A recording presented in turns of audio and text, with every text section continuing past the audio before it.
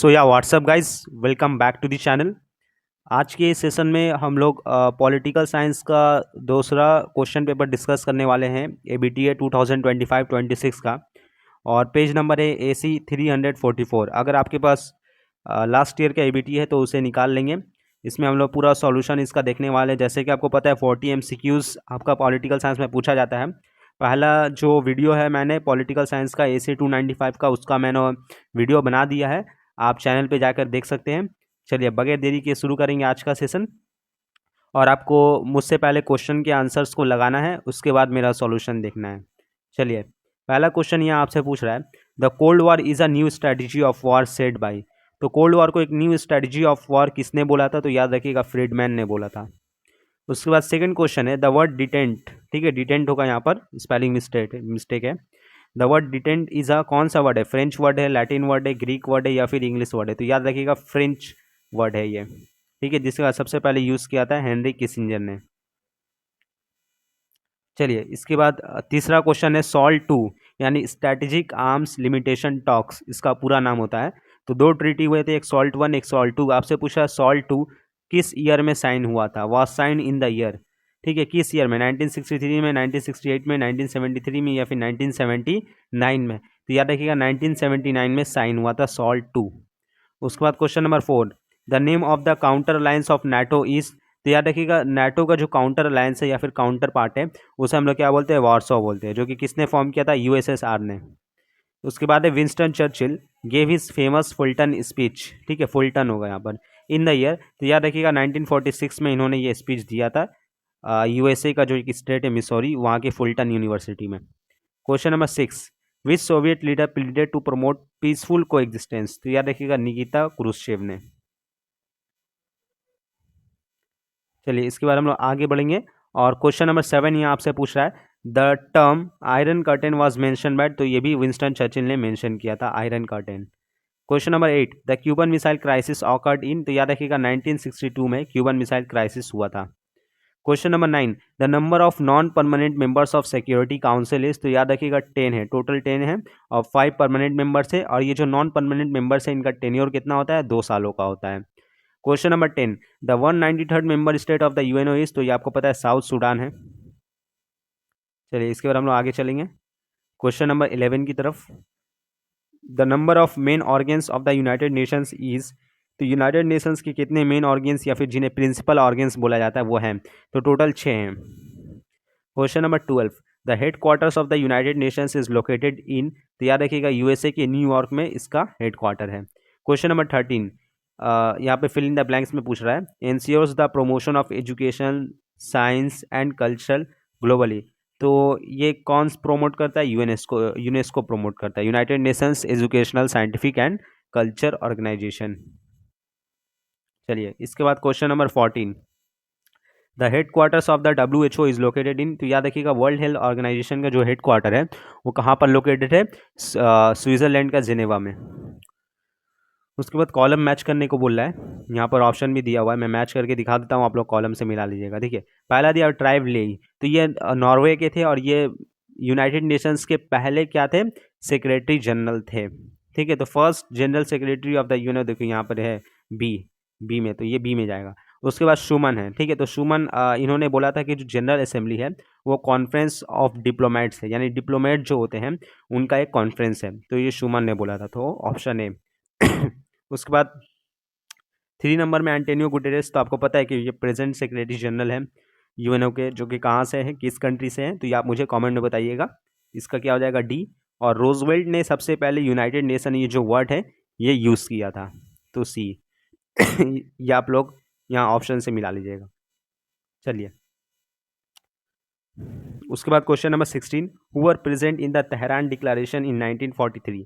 तो Tehran declaration जो कि 1943 में हुआ था, उसमें कौन कौन लीडर प्रेजेंट थे? तो UK से विंस्टन चर्चिल थे, USSR से जोसेफ स्टालिन थे, और USA से थे रोजवेल्ट। ठीक है, ऑप्शन ए इसका करेक्ट आंसर होगा। Question number 17, how many types are the concept of security. तो सिक्योरिटी दो तरीके का होता है, एक होता है ट्रेडिशनल सिक्योरिटी और एक होता है non traditional security. Question number 18, the ancient concept of security was. तो एंशिएंट कॉन्सेप्ट सिक्योरिटी का वो क्या कहलाता है? तो ट्रेडिशनल सिक्योरिटी कहलाता है।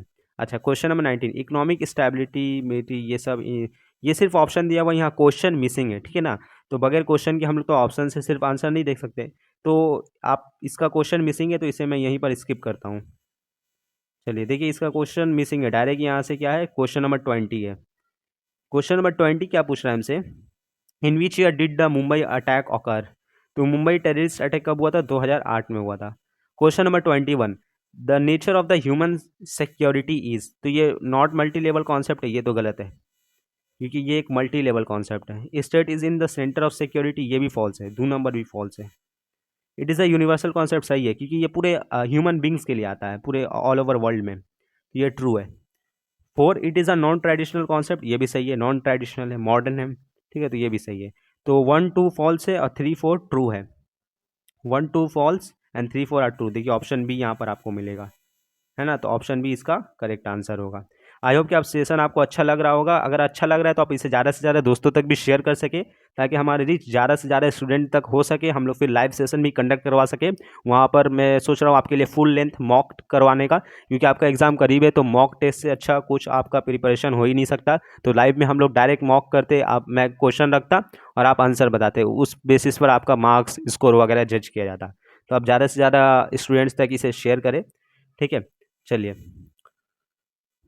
उसके बाद हमारा जो नेक्स्ट क्वेश्चन है वो असर्शन रीज़न है। असर्शन दिया हुआ है, टेररिज्म ओनली अफेक्ट्स अ कंट्रीज इंटरनल स्टेबिलिटी।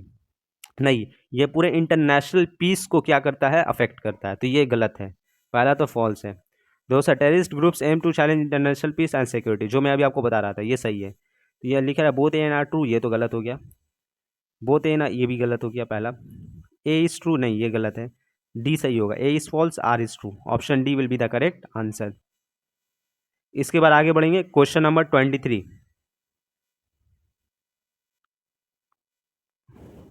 देखिए क्वेश्चन नंबर 23 हमसे क्या पूछ रहा है, migration is the tough challenge of, कौन सा सिक्योरिटी का ये जो है एक टफ चैलेंज माना जाता है, तो ह्यूमन सिक्योरिटी का माइग्रेशन।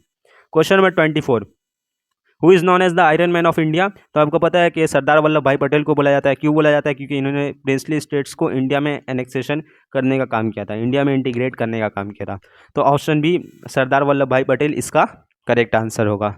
इसके बाद क्वेश्चन नंबर 25 क्या पूछ रहा है, who is the author of the book the marginal man. तो याद रखिएगा प्रफुल्ला चक्रवर्ती इसके ऑथर हैं बुक के। चलिए इसके बाद क्वेश्चन नंबर 26 की तरफ चलेंगे। After India's independence the first state reorganisation commission was led by. तो याद रखिएगा फजल अली कमीशन बना था, तो इसके हेड कौन थे, फजल अली।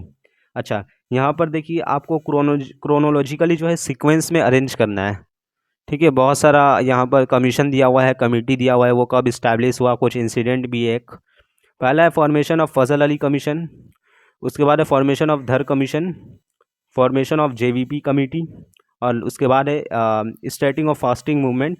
स्टार्टिंग लिखा है, स्टार्टिंग होगा, ठीक है, starting of fasting movement of Potti Sriramulu. देखिए जो जेवीपी कमेटी और धर कमीशन है, ये लगभग 1948 में बना था, ठीक है ना।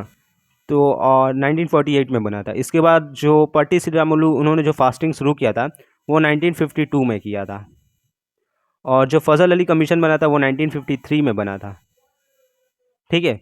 तो इस हिसाब से देखा जाए तो 2 3 में से पहले कोई आना चाहिए ऑप्शन में। देखिए यहाँ पर है 2 3, उसके बाद 4 पे, हाँ मैंने जिससे को बताया पट्टी श्रीरामुलु 1952 एंड देन 1951। तो ऑप्शन ए इसका करेक्ट आंसर होगा। तो देखिए किस प्रकार से ऐसे भी क्वेश्चन आपके आ रहे हैं एग्जाम में, हिस्ट्री में भी आ रहे हैं, और हिस्ट्री में तो ज़्यादा आते हैं ऐसे, ठीक है।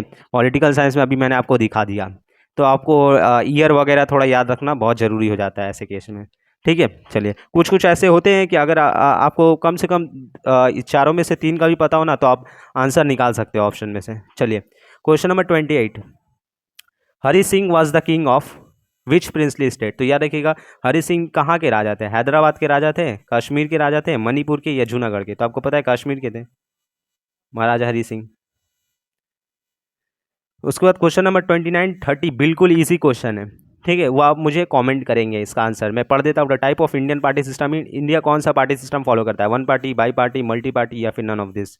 उसके बाद what is the primary goal of the political party, to capture power, to form public opinion, to articulate interest, या फिर नन ऑफ दिस, ठीक है। तो आप मुझे इन दोनों का आंसर कॉमेंट में दीजिएगा, 29 और 30 का। 31 की तरफ चलते हैं हम लोग।